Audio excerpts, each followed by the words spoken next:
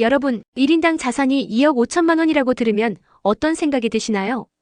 우리 집은 그만큼 안 되는데 나는 왜 이렇게 가난하지? 그런데 여러분, 이 수치는 우리를 속이고 있습니다. 지금부터 그 평균 자산의 숨겨진 진실을 알려드립니다. 최근 한국은행과 통계청이 발표한 자료에 따르면 대한민국 1인당 평균 순자산이 2억 5,251만 원이라고 합니다. 이 얘기만 들으면 내가 못난 건가? 우리 집만 가난한가? 자책부터 하게 되는 게 사람 마음이죠. 그런데 이건 숫자의 착시, 평균의 함정에 불과합니다. 2024년 말 기준 한국 평균 순자산 2억 5,251만 원. 일본보다 많음. 일본 약 18만 달러, 한국 약 18.5만 달러. 4인 가족 기준이면 10억 이상으로 착시 유발. 평균이 아닌 중위 자산이 진짜 현실. 중위 자산 한가운데 위치한 사람의 자산 약 1억 40만 원 추정. 가족 기준으로 추산하면 2억 3천만 원 수준. 평균이 0.5억과 중위값 1억 차이는 2.5배. 3. 왜 이런 차이가 발생하나? 소수의 자산가들이 평균을 왜곡. 통계 그래프상 극소수 부자의 긴 꼬리롱 TAIL 효과 때문. 4. 진위계수 상승이 말해주는 진실. 진위계수 0이면 평등, 1이면 완전 불평등. 한국은 2023년 기준 역대급 자산 격차 확대 중. 지금 우리가 해야 할 일은 비교가 아닙니다. 구조 파악입니다. 1. 평균이라는 단어에 휘둘리지 말 것. 평균 자산 대부분이 가진 자산이 아님. 중위값, 분포 구조를 먼저 봐야 현실에 가까움. 2. 자산을 나눠서 봐야 함. 금융자산, 부동산, 부채 구조 따로 분석. 내가 가진 건 무엇인가? 수치화하고 기록하기. 3. 자산을 키우려면 흐름을 만들어야 함. 현재 자산보다 중요한 건 미래 현금 흐름. 매달 20만 원 투자, 10년 뒤 3천만 원 자산 가능. 4. 부자의 착시에 휘둘리지 말 것. 자산 결과물, 지금은 자산 패턴을 만드는 시기. 여러분, 돈을 이렇게 많이 푸는데 왜 내 통장은 그대로일까요?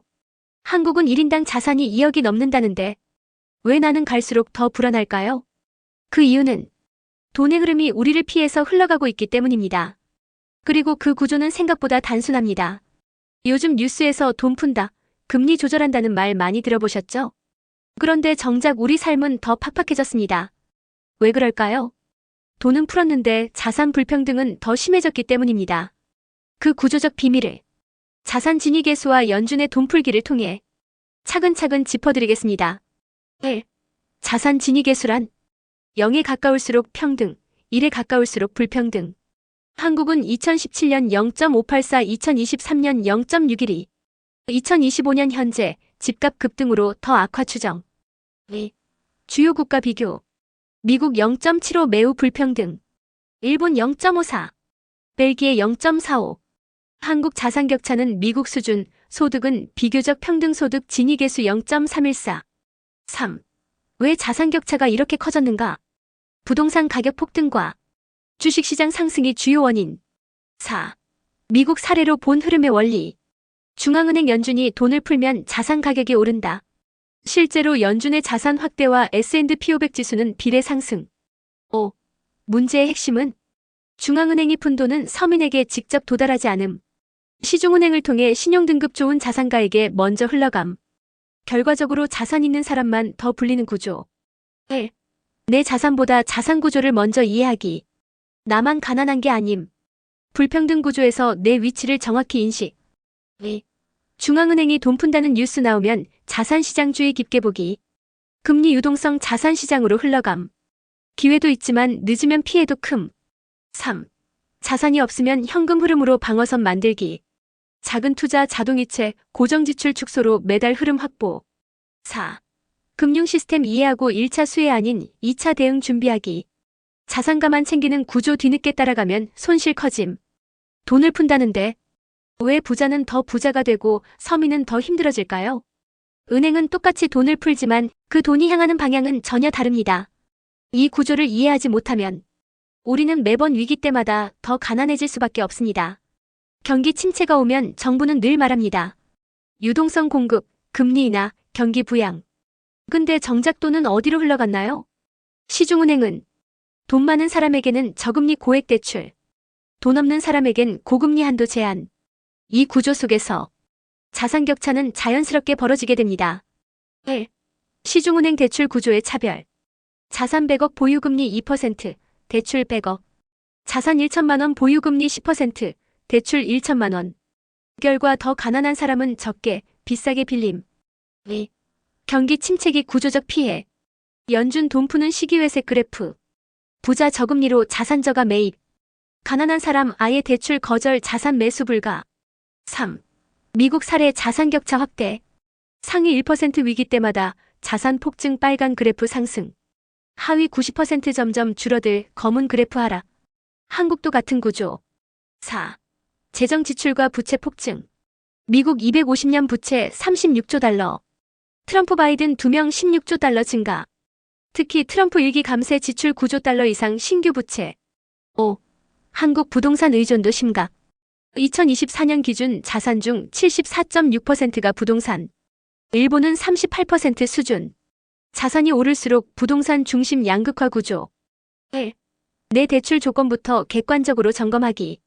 금리 한도 조건 타은행 비교 필수. 2. 유동성 정책 나올 때 남들이 사기 전 준비하기. 정부 돈풀기 뉴스 부자들의 매수 타이밍.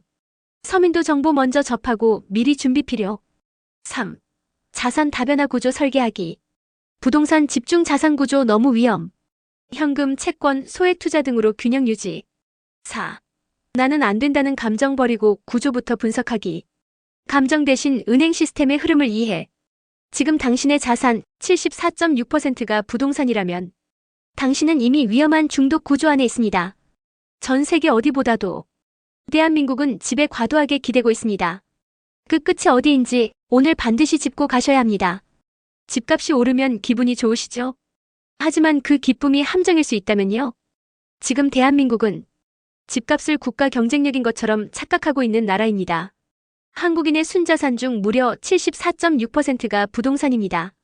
이건 미국 34%, 유럽 평균 47%, 일본 38%보다도 훨씬 높은 수준이고 중국 6,770%보다도 심각한 상황입니다. 내가 잘 살기 위해 집을 사는 것이 아니라 남들보다 못 살지 않기 위해 집을 사는 구조로 바뀌었죠. 이제는 그 이유를, 그 정치적 연결 구조를 파헤쳐야 합니다. 1. 부동산 비중 세계 최상위권. 한국 74.6%, 중국 6,770%, 유럽 평균 47%, 미국 34%, 일본 38%. 2. 주식 대신 부동산에 쏠린 이유. 한국 주식 시장. 시총 5.4배 증가 15년. 코스피는 2.7배뿐. 유상증자 남발로 총 주식수가 2배 증가. 주가 상승 효과 희석. 3. 유권자의 포획 구조. 집 보유 집값 상승 정권의 표 던짐. 부동산 포획 현상 정책 왜곡. 4. 정치인과 관료의 사익 연동. 평균 자산 일반인보다 56배 이상. 다주택 보유율 높음. 정책 수립 과정서 자기 이해 개입. 5. 집값 하락 공포 더 큰 부양책 남발. 하락 충격 방어 정상. 그러나 오히려 부양책 남발. 기대감 중독 상태. 6. 수출도 안 되는 자산에 국가 전체가 베팅 중. 부동산은 수출 안 됨. 가격 상승 자산 착시. 실질 국가 경쟁력과 무관. 1. 자산 점검 내 부동산 비중이 60% 넘는다면 위험 신호. 부동산 외 자산 재편 필요 현금성, 예금, ETF 등. 2. 주식시장 신뢰 회복. ETF 국내 지수인커녕 자산부터 접근. 직접 투자보다 안전한 분산 투자 전략. 3. 정부 정책 방향 주시. 부양책 아닌 구조개혁을 지지하는 시각 갖기. 단기 이익 아닌 장기 구조 이해 필요. 4. 집값 올라야 잘 산다는 인식구조 바꾸기. 실거주 중심 사고 전환 부채 통제. 왜 한국은 유니콘 기업이 안 나올까요? 돈이 없어서일까요? 아닙니다. 돈은 넘칩니다. 그런데 전부 땅에 묻히고 있습니다. 부동산에 중독된 대한민국. 유니콘은 사라지고 공장은 땅 장사 중입니다. 이대로 가면 부동산 공화국의 종말은 피할 수 없습니다. 여러분, 스타트업 하나 키우는데 필요한 돈이 온통 아파트와 땅에 들어가고 있다면 미래는 있을 수 없습니다. 요즘 벤처 창업자들이 말합니다. 투자 받으려면 미국 가야 한다. 한국은 집 사라 그러지 기업 키우라는 나라가 아니다. 이게 지금 현실입니다. 당신의 자산이 미래를 죽이고 있는 건 아닐까요? 1. 유니콘이 안 나오는 이유. 자금이 부동산에 몰려서입니다. 스타트업 투자보다 땅 사는 게 훨씬 수익률이 높습니다. 법인도 부동산 구매. 기업이 투기회사로 변신 중. 2. 기업이 설비 투자보다 땅 팔이. 공장 지어 팔면 이익 극대화. 제조보다 투기로 돈 벌기 쉬운 나라. 산업 경쟁력 상실. 3. 청년 결혼 출산 단념 저출산 심화. 주거비 천정부지. 출산율 0.76세계 최저.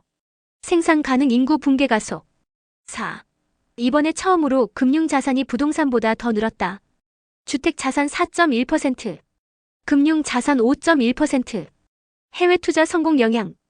자산 패턴 변화 조짐. 5. 한국 증시 부양은 진짜 상승이 아니라 돈의 힘. 찐 성장하려면 기업 본질 경쟁력 산업 혁신 필요. 1. 내 투자 성향 점검. 부동산 몰빵형. 금융자산 산업 펀드 ETF 해외 투자 분산 필요. 2. 땅이 안전하다는 믿음 깨기. 고령화 금리 정책 위험성 재평가. 실수요 아닌 투자는 구조 불안만 가중. 3. 투자 방향 전환. 혁신 산업, 기술 기업에 돈이 흐르게 해야. 산업 성장 일자리 소득 소비 선순환 구조 형성. 4. 기업 정책 감시하기. 설비 투자 안 하고 부동산만 사는 상장사 경계. 주주로서 기업 경영의 본질 회복 압박. 최근 한 제조기업이 제품 대신 공장 부지를 팔아 분기 최대 실적을 기록했다는 뉴스 보셨죠? 이게 자랑이 아닙니다. 우린 지금 일 안 하고 땅 파는 나라가 돼가고 있습니다. 그 기업에 투자한 주주들은 기뻐했지만 그건 단기 이익일 뿐입니다. 장기적으로는 제조 기반 상실 혁신 부재로 전체 경제가 무너질 수 있습니다. 청년들은 이렇게 말합니다. 집값만 오르고 나라는 망해가요. 그 말이 지금 한국의 자화상입니다. 돈이 혁신이 아닌 땅으로만 흐르면 유니콘은 탄생하지 않고 경제는 성장할 수 없습니다. 유럽, 일본, 미국 모두 금융자산 중심 자산구조, 산업으로 성장 유지.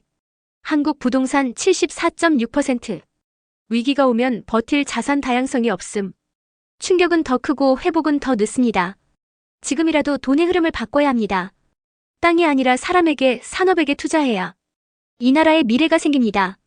여러분, 지금 대한민국은 건물 위에 미래를 올려놨습니다. 하지만 그 건물이 무너지면 당신의 노후도 함께 무너질 수 있습니다. 자산 재편하세요. 산업 성장에 귀 기울이세요. 단기 부동산 수익이 아닌 장기 생존 전략을 세우세요. 이 영상이 지금 이 순간 누군가의 부동산 중독을 멈추는 경고가 되기를 바랍니다. 구독과 좋아요, 그리고 이 경고를 부동산만 바라보는 지인에게 꼭 공유해주세요. 집값 중독 사회에서 현실 자산 전략을 전하는 당신의 동반자가 되겠습니다. 다음 시간에 뵙겠습니다.